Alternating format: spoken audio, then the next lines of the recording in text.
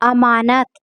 मैं आलीशान कोठी, नौकर चाकर, अपार संपत्ति, बड़ी कंपनी की मालकिन, सब कुछ तो था सोना के पास। यथा नाम तथा काम।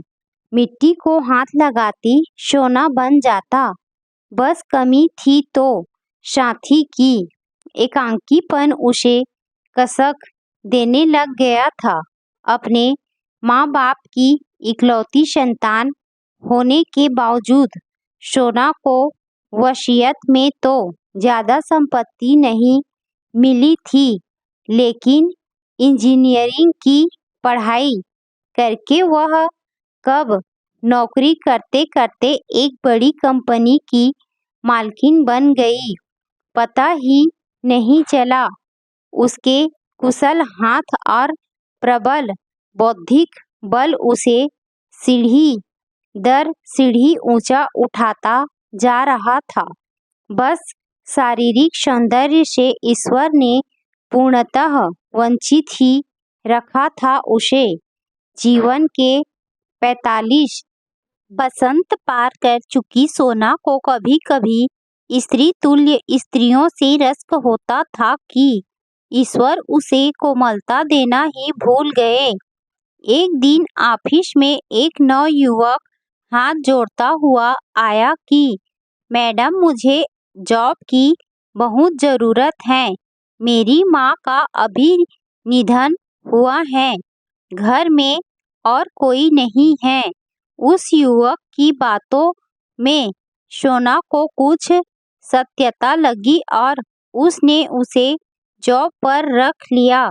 घर आने पर उस सुदर्शन युवक का चेहरा सोना की आंखों में बार बार आ रहा था।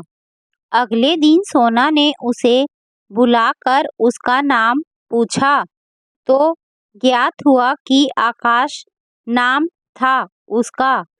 करीब 35 वर्षीय आकाश सोना की नजरों से ओझल नहीं हो रहा था। कुछ समय विचलित रहने के बाद सोना ने अपनी उम्र से छोटे आकाश के सामने विवाह प्रस्ताव रख ही दिया। मौजूदा हालात को देखते हुए आकाश ने भी विवाह के लिए रजामंदी दे दी। सोना के तो मानो शुष्क जीवन में सुरम्य बहार आ गई हो।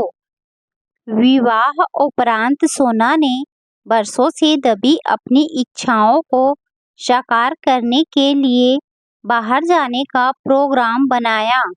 आकाश भी जीवन के अभावों से लड़ते लड़ते मानो सुख के सागर में आ गया हो। सोना ने अपनी कुरूप काया को बाजार के महंगे से महंगे सौंदर्य प्रसाधनों से सजाना शुरू कर दिया। 6 महीने कब गुजर गए पता ही नहीं चला। एक दिन रविवार को आकाश अपनी बालकनी में बैठा तो उसकी नज़र सामने एक युवती पर गई जो धूप में अलमस्त बैठकर केश सुखा रही थी। उसका अप्रतिम सौंदर्य और युवावस्था आकाश को बेचैन कर गई। सोना की प्रौढ़ावस्था उसे अब कुछ विमुख करने लगी थी। एक दिन सोना को कंपनी के काम से बाहर जाना पड़ा। अचानक दरवाजे की घंटी बजी तो सामने उस सुंदर चेहरे को देखकर आकाश हतप्रभ सा हो गया। नीलम नाम है मेरा। मुझे दही लेना था आपके यहाँ से। आकाश नीलम को एकटक देखता रहा। फिर अचानक उसकी दंत्रा टूटी और उसने दही दिया। नीलम और आकाश ने एक दूसरे का परिचय दिया। फिर दोनों एक दूसरे से मिलने के बहाने ढूंढने लग गए और दोनों का आकर्षण बढ़ने लगा। दोनों के बीच हंसी ठिठोली होने लग गई। एक दिन अचानक नीलम ने आकाश से कहा, तुम मुझे अच्छे लगते हो। आकाश ने नीलम से कहा, मैं विवाहित हूँ, लेकिन उसके अंदर का कमजोर पुरुष उसे नीलम की ओर आकर्षित करने लगा।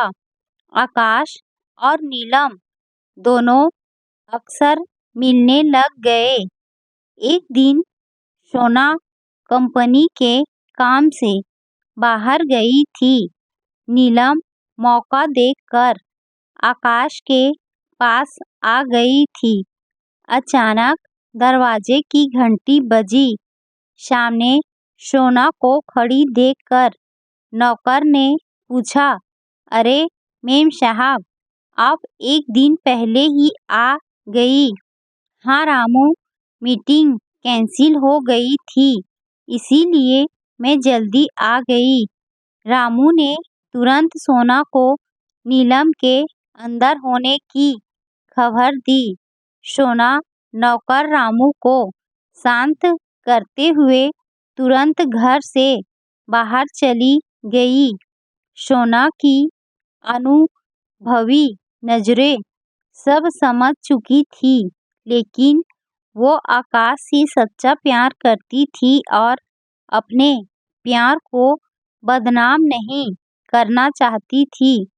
अगले दिन सोना नियत समय पर घर आई और उसने आकाश के सामने ऐसा व्यवहार किया जैसे उसे कुछ पता ही नहीं। एक दिन सोना और आकाश बैठे थे तो नीलम का फोन आया कि मेरी तबीयत सही नहीं। सोना भी आकाश के साथ नीलम के घर चली गई। दोनों नीलम को हॉस्पिटल ले गए। वहाँ पता चला कि नीलम माँ बनने वाली है। आकाश के चेहरे की रंगत उड़ गई तो सोना ने आकाश से पूछा कि तुम इतना क्यों घबरा रहे हो? मुझे सब पता है, तुम परेशान मत हो, मैं कोई उचित हल निकालूंगी। सोना की बात सुनकर आकाश हैरानी से सोना को देखने लगा। उसकी नजरें शर्म से झुकी जा रही थी। वो कुछ कह नहीं पा रहा था। सोच रहा था, सोना को कैसे पता चला। सोना उसकी मनस्थिति को समझ गई। फिर उसने सब बताया कि रामू काका ने उन दोनों के बारे में पहले ही बता दिया था।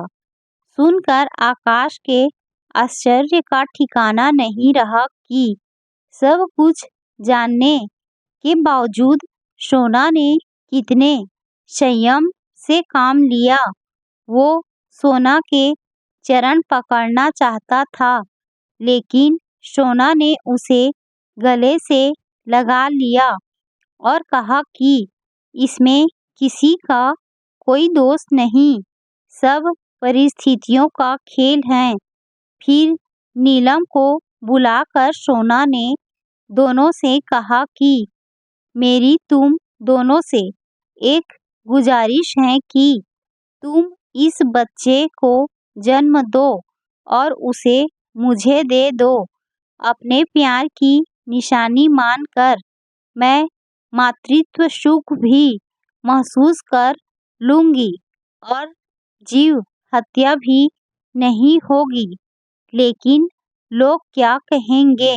नीलम ने कहा, तुम दोनों को विवाह करना होगा। सोना ने कहा, कैसी बात करती हो सोना? आकाश बोला, मैं ठीक ही कह रही हूँ आकाश, तुम दोनों अपनी दुनिया बसाओ, बस मुझे एक जीने की वजह दे दो। ममता से सूखे मेरे स्तनों को मातृत्व का सुख भी मिल जाएगा और मेरे जीवन संध्या का वारिस भी, कहते हुए सोना रोने लग गई। नीलम और आकाश ने सोना को गले से लगा लिया। सोना के त्याग से दोनों के आंखों से अश्रुधारा बह रही थी।